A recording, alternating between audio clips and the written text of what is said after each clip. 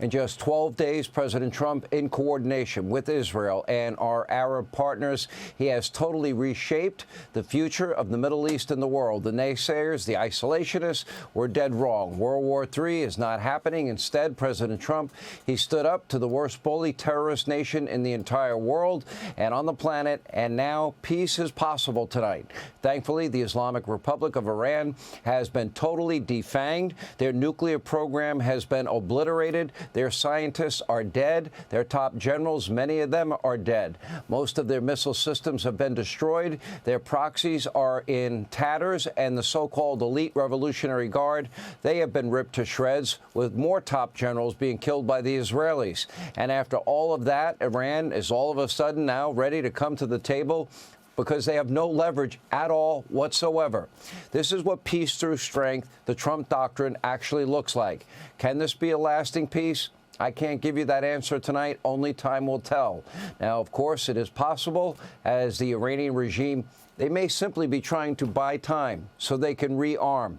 The devil will be in the details of a final deal, and Secretary of State Marco Rubio and our Mideast envoy Steve Witkoff, they are now in the process of hammering these issues out. Any deal obviously would insist on any place, anywhere, anytime inspections. The Iranians need to stop providing money and weaponry to all of their proxies. That means Hamas, Hezbollah, Islamic Jihad. That would be the militias in Syria, the militia in Iraq, and that would be the Houthi rebels. And frankly, they should recognize Israel's right to exist once and for all if we want a real and lasting peace.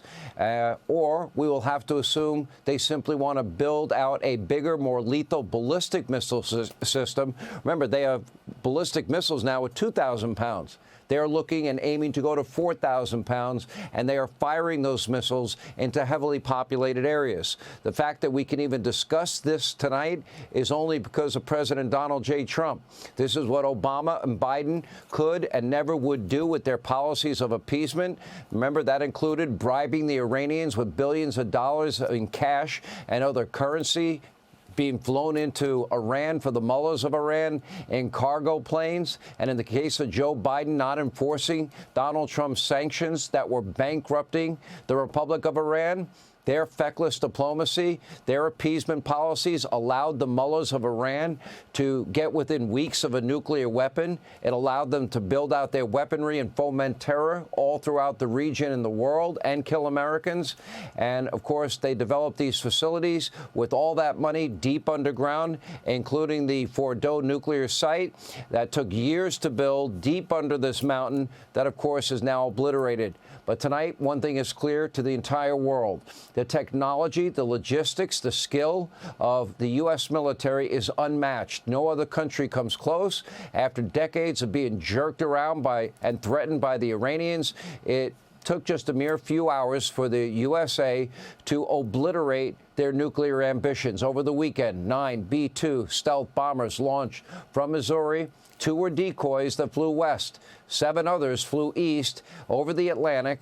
And, of course, these bombers were refueled midair, ultimately entered Iran's airspace completely undetected. And according to my sources, the U.S. was even able to trigger false alerts and coordinates on Iran's air defense systems, causing them to shoot at what they thought were planes, but was absolutely nothing in the sky. Incredible, misdirection on the part of our military. The bombers then dropped, as Jennifer Griffin said, 14 massive bunker buster bombs, while a single submarine hundreds of miles away was able to deliver a payload of 30 Tomahawk cruise missiles. Deflection, precision, and ultimate perfection. None of the U.S. planes were fired upon. None of the munitions were intercepted. All of the targets were successfully hit. All was destroyed.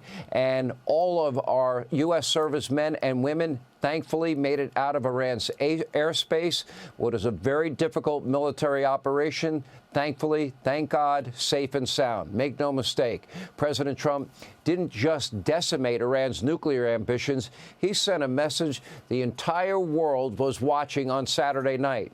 The United States of America can hit any target at any time, anywhere in the world with precision, with planes sitting on a tarmac in the middle of America. I promise you, Russia, China, North Korea, all of them were paying very close attention to what was unfolding on Saturday. And meanwhile, Iran's supposedly powerful allies, Russia, China, nowhere to be found. In fact, China even warned Iran not to block the Straits of Hormuz, one day after Secretary of State Marco Rubio urged China to do just that. And thanks to President Trump, thanks to his team, thanks to our amazing military men and women, American strength is back and better than ever and stronger than ever.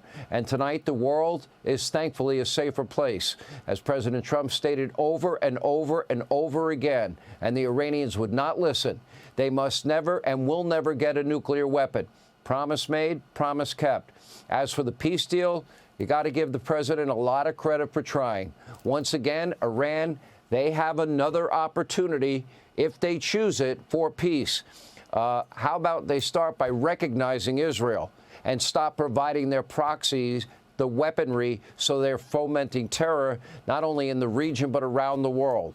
Now, only time will tell if they do, but trust but verify, peace through strength, is now the foundation of President Donald Trump's doctrine. Hey, Sean Hannity here. Hey, click here to subscribe to Fox News YouTube page and catch our hottest interviews and most compelling analysis. You will not get it anywhere else.